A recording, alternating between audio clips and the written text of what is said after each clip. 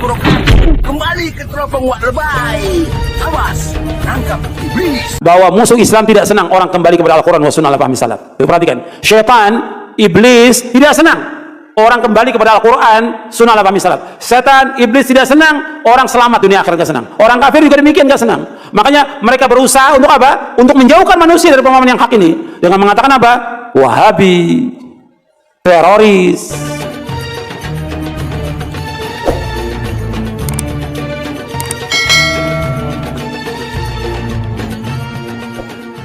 Kalau kalian cinta kepada diri-diri kalian, kalau kalian sayang kepada anggota keluarga kalian, maka perjuangan yang paling besar dari kalian untuk mereka, perhatian kalian yang paling kuat untuk mereka, kasih sayang kalian yang sesungguhnya untuk mereka adalah menegakkan qu anfusakum wa ahlikum nara. Alhamdulillahirabbil alamin. Allahumma sholli ala Muhammad wa ala ali Muhammad. Ketemu lagi kita saudara-saudaraku semuanya di teropong Wak Lebay. Alhamdulillah, sehat kan? Oke Wak Lebay? Insya Allah sehat. Karena saudara-saudaraku semua orang yang mencintai Allah Tabaraka wa Ta'ala, mencintai Rasulullah Sallallahu Alaihi Wasallam. Allah penuhi apa yang kalian inginkan. Karena kalian taat. Taat kalian semua adalah ketakwaan. Insya Allah, kata Allah di Al-Quran, sebaik-baik bekal adalah takwa. Alhamdulillahirabbil alamin.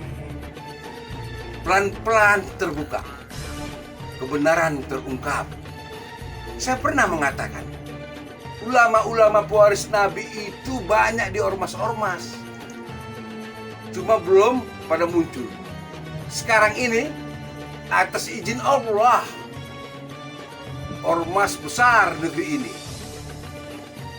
Nadatul Ulama, benar-benar terbukti di sana banyak ulama pewaris Nabi bersikap. Ketika LDNU mengeluarkan statement melarang Wahabi, ulama-ulama NU yang Quran Sunnah, pewaris para Nabi, enggak diam. Enggak, walaupun mereka satu rumah, tapi kalau memang itu tidak tepat, mereka luruskan. Ini ulama pewaris Nabi berani bersikap. NU, Nahdlatul Ulama, banyak ulama pewaris Nabinya. Insya Allah, sikap mereka membela agama Allah, sikap mereka membela Rasulullah menjadi amal ibadah mereka kelak, membantu mereka kelak, menolong mereka kelak di yaumil mahsyar. Kita lihat, inilah profil ulama NU, tokoh besar di NU. Ini profilnya. Prof almarhum, udah wafat dia, udah wafat.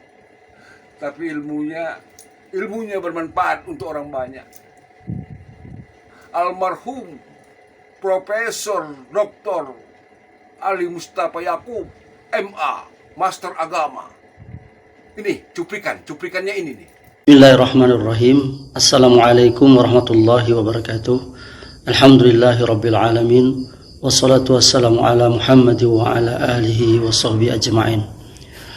Saudara-saudaraku rahimakumullah, sebagaimana yang telah kita ketahui dari berita yang beredar di dunia maya bahwa lembaga dakwah PBNU meminta pemerintah untuk melarang penyebaran faham Wahabi dengan alasan kelompok yang mengikuti paham Wahabi kerap menuding bid'ah hingga mengkafirkan tradisi keagamaan yang dilakukan oleh mayoritas umat Islam di Indonesia. Juga Wahabi ditengarai sebagai embrio munculnya paham radikalisme, ekstremisme, dan terorisme.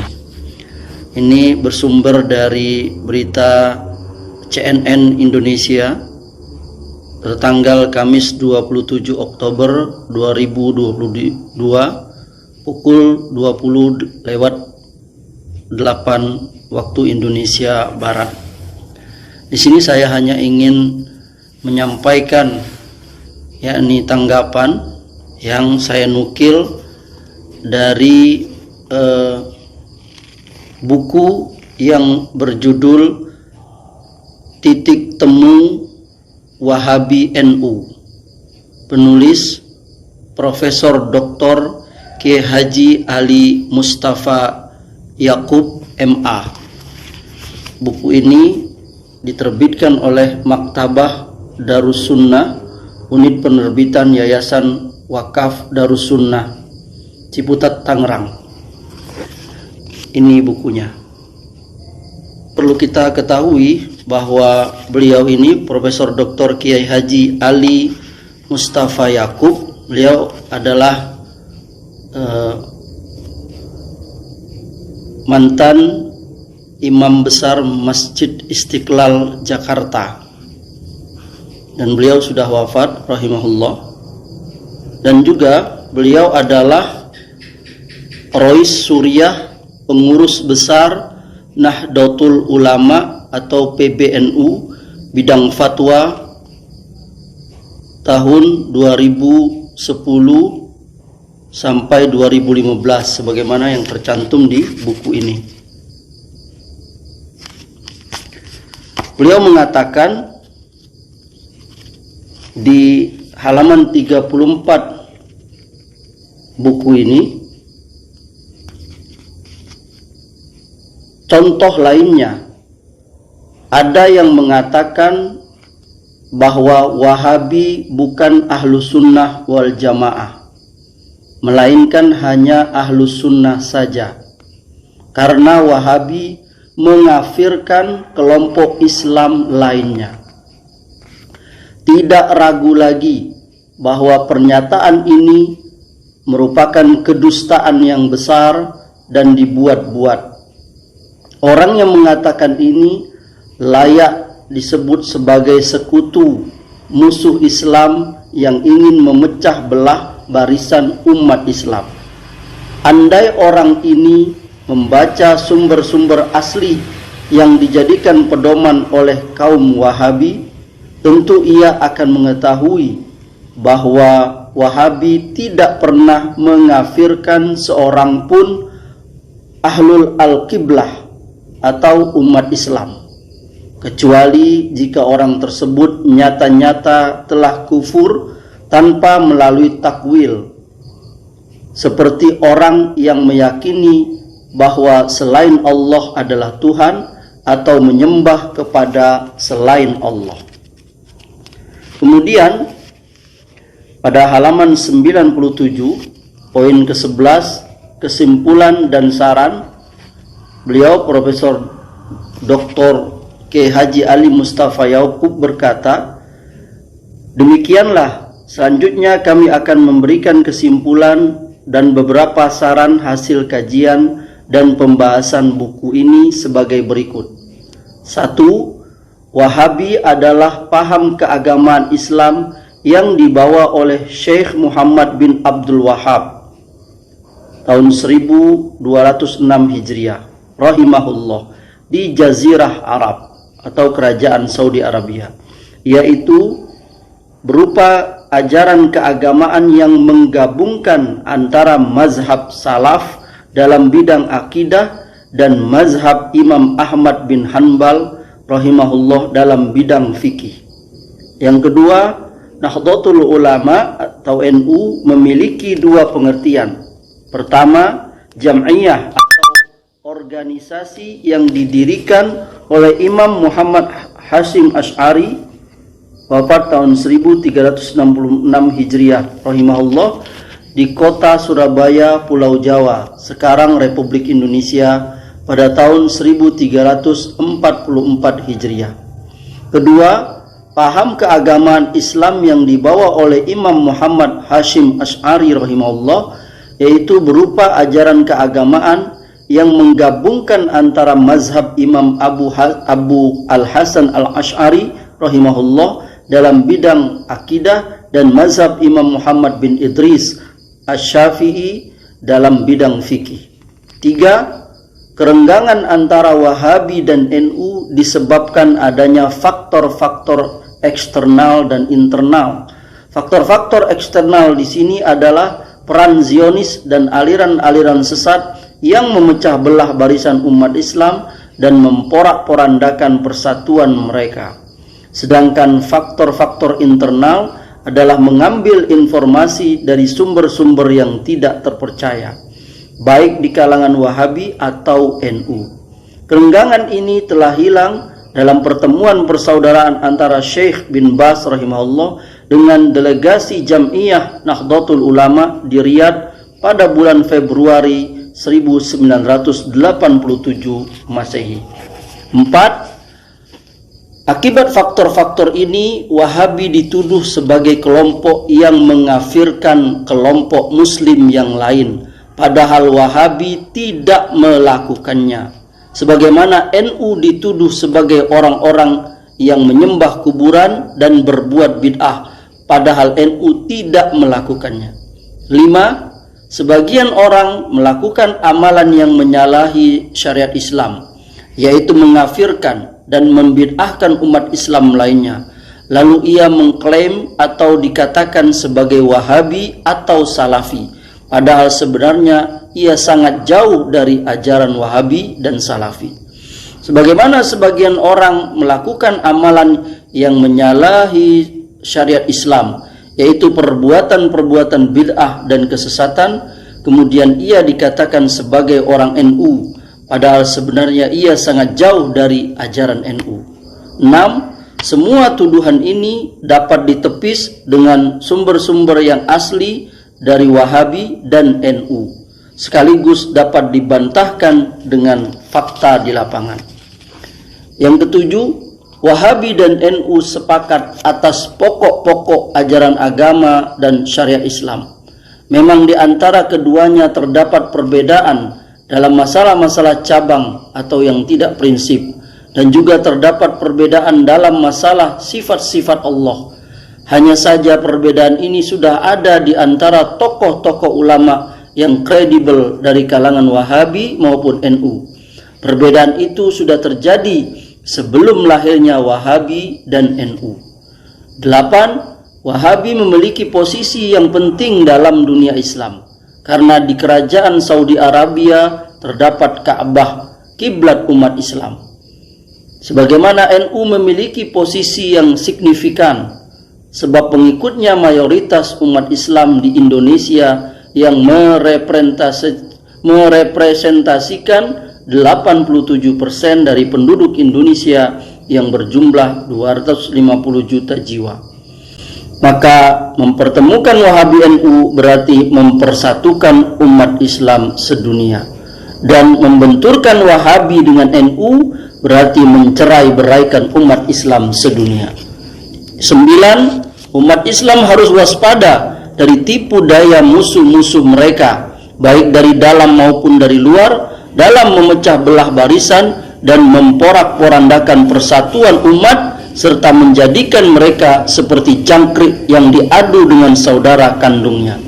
10. Pada masa sekarang ini umat Islam memerlukan persatuan Islam. Hal ini tidak mungkin terwujud kecuali dengan kembali pada perintah Allah dan Rasul-Nya, lalu berpegang pada titik-titik persamaan di antara mereka dan meninggalkan titik-titik perbedaan untuk diamalkan secara pribadi oleh kaum muslimin tanpa ada keharusan. Karena masalah khilafiyah tidak ada penyelesaiannya sampai hari kiamat. Masalah ini merupakan anugerah dan rahmat dari Allah, bukan menjadi azab dan permusuhan. Yang ke-11, umat Islam di dunia ini, apapun organisasi dan golongannya, harus bahu-membahu dalam mempersatukan barisan mereka dan menyatukan kalimat mereka. Hal ini untuk menghadapi tantangan bersama yang mengancam eksistensi akidah dan identitas keislaman mereka. Demikian kami membacakan dari buku buah karya Profesor Dr. Kiai Haji Ali Mustafa Yakub MA, yakni Titik Temu Wahabi dan NU. Dan alhamdulillah ya, PBNU sudah merilis anulir LDNU soal tersebut. karena kontraproduktif dan tidak pernah dikonsultasikan dengan PBNU, khususnya Rais Am dan Ketua Umum. Masalah sepenting ini mereka tidak konsultasi dan tidak memberitahukan, kata Gus Ipul, yakni Sekjen PBNU, Saifullah Yusuf. Ini bersumber dari Detik News, Selasa 1 November 2022. Saudara-saudaraku yang dimuliakan Allah, dari sini kami ingin menyampaikan bahwa apa yang terjadi, yakni tuduhan-tuduhan dari khususnya lembaga dakwah PBNU, di mana berita tersebut telah beredar, itu telah dibantah oleh ulama dari NU itu sendiri, dan kami dapat menyimpulkan bahwa NU membantah NU.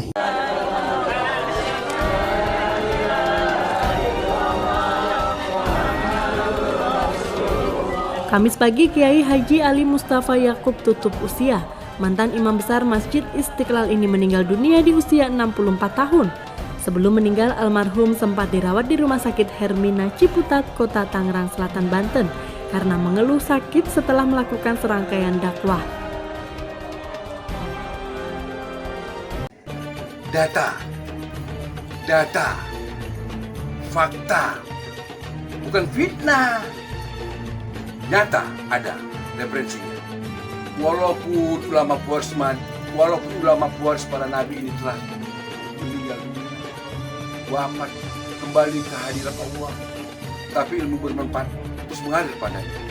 Sebagaimana Rasulullah SAW, Muhammad bin Abdullah bin Abdul Muthalib bin Hasim bin Abdul Manaf bersabda, yang artinya apabila anak Adam mati, maka terputuslah seluruh amal perbuatannya kecuali tiga, yaitu pertama, ilmu yang bermanfaat; kedua, sedekah jariah; ketiga, doa anak yang soleh dan soleha. Ini hadis sahih insyaallah. Walaupun mereka ulama-ulama pewaris para nabi telah tiada, tapi ilmu yang bermanfaat ini, ilmunya mengalir kepada kita ini. Walaupun kita tidak mendoakan dia, karena nggak ada dasar hukumnya mendoakan orang yang sudah meninggal. Mendoakan orang yang hidup ada, sesama saling mendoakan ada.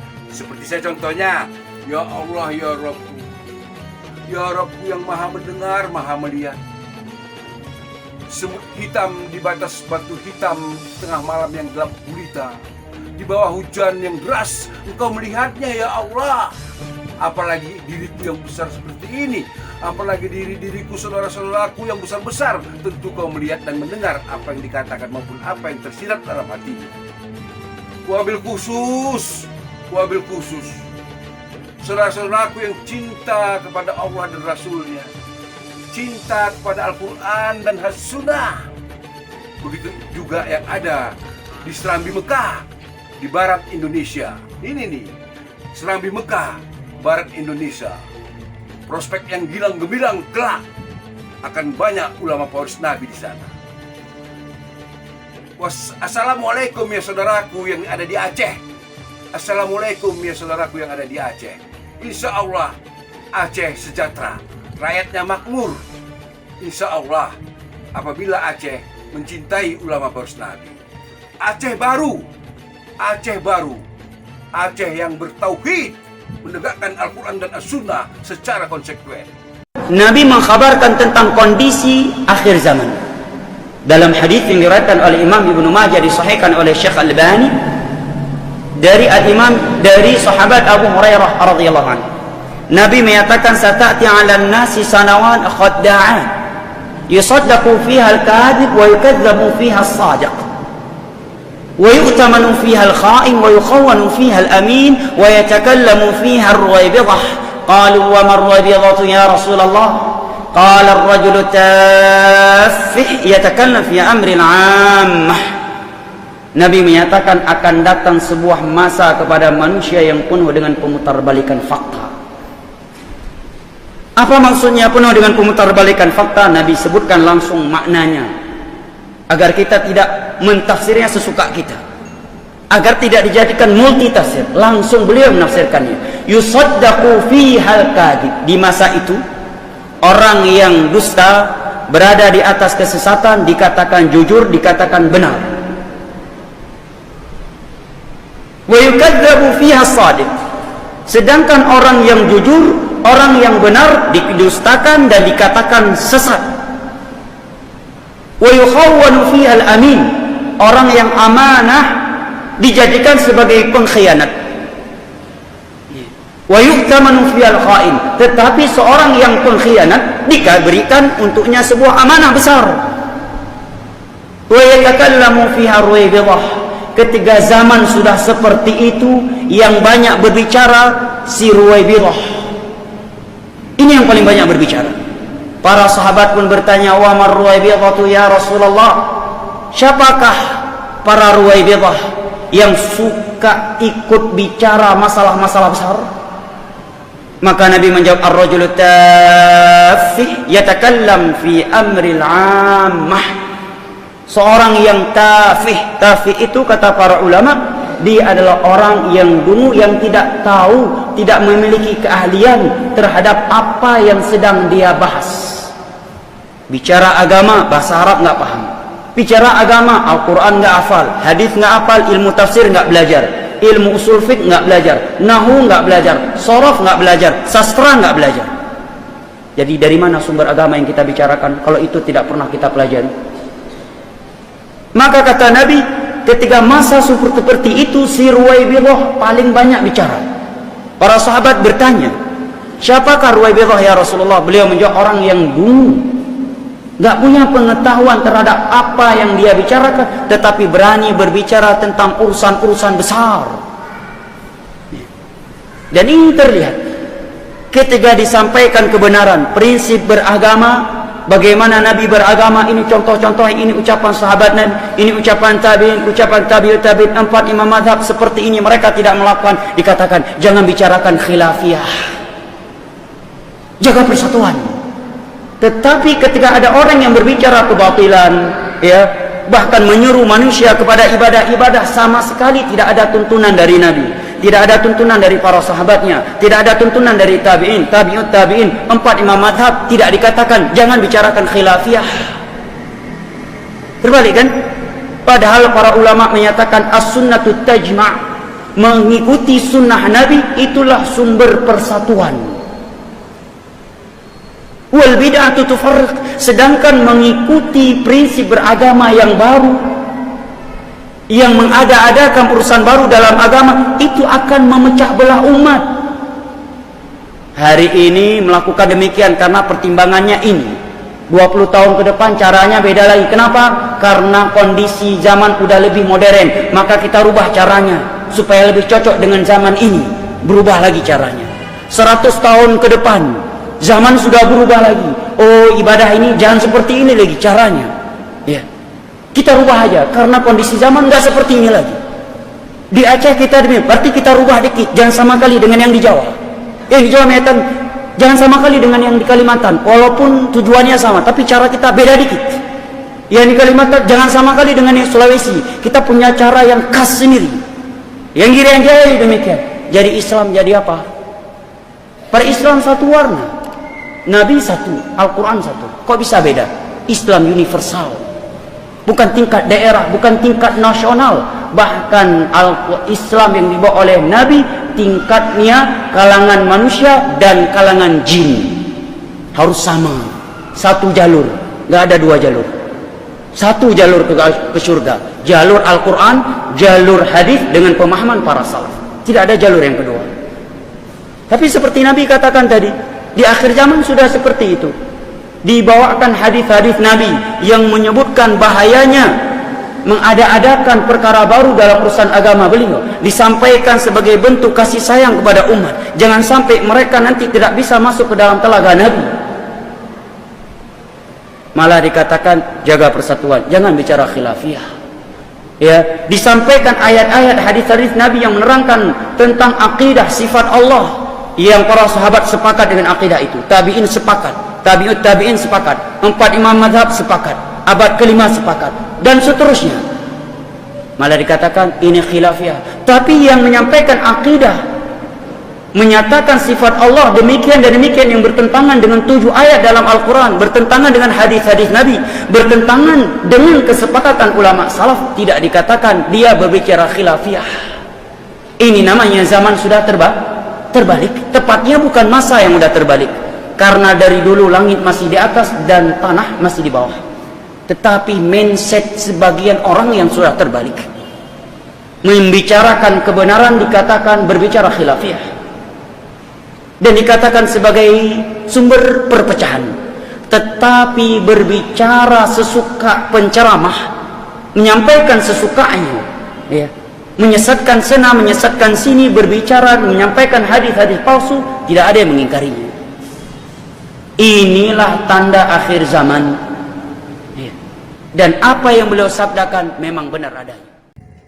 Nih, insya Allah, walaupun dia masih muda, Abu Farhan Aceh kelak menjadi ulama pewaris Nabi. Menjadi ulama pewaris Nabi. Dia orang Aceh. Dia akan membesarkan Aceh dengan ilmunya. Insya Allah, Abu Farhan. Tadi udah kita dengar bagaimana dakwahnya yang gak lepas dari Quran dan hadis. Inilah yang dimaksud oleh almarhum ulama pewaris Nabi, Profesor Dr. Ali Mustafa Yakub. Quran hadis. Nah ini Quran hadis. Nih buktinya. Ulama Abu Farhan Aceh, ulama pewaris Nabi. Banggalah kalian wahai saudaraku yang ada di Aceh. Berbahagialah kalian wahai saudaraku yang ada di Aceh, karena punya ulama pewaris Nabi. Insya Allah Aceh akan berubah karena kehendak Allah, karena ridho Allah. Insya Allah Serambi Darussalam. Aceh Serambi Darussalam. Aceh Serambi Mekah. Aceh Serambi Mekah Darussalam. Saya pernah ke sana, tapi ke Pulau Weh. Di Pulau Weh itu kantor-kantor pemerintahannya 3 tulisan itu, 3 tulisan. Pertama tulisan Indonesia, kalau nggak salah kedua tulisan Inggris, ketiga tulisan bahasa Arab. Di negeri ini, Indonesia tercinta, hanya itulah ada suatu negeri atau suatu daerah yang melakukan 3 tulisan. Setahu saya, mungkin daerah lain juga mungkin ada. Makanya bagi saudaraku yang muslim khususnya, kalau Anda mau berlibur, mau tur, datanglah ke Serambi Mekah.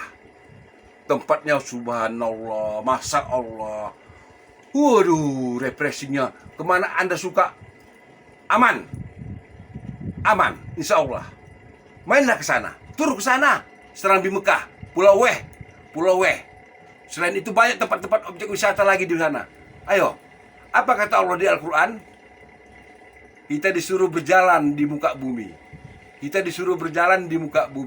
Untuk melihat kebesaran Allah. Itu dalilnya. Jadi orang-orang wisata religius itu berdasarkan Al-Quran itu, kita disuruh berjalan-jalan melihat kebesaran Allah. Mainlah ke Aceh. Insya Allah kalian akan bahagia di sana. Orangnya ramah, baik-baik. Insya Allah. Wassalamualaikum warahmatullahi wabarakatuh. Terima kasih sudah menonton, jangan lupa like dan subscribe.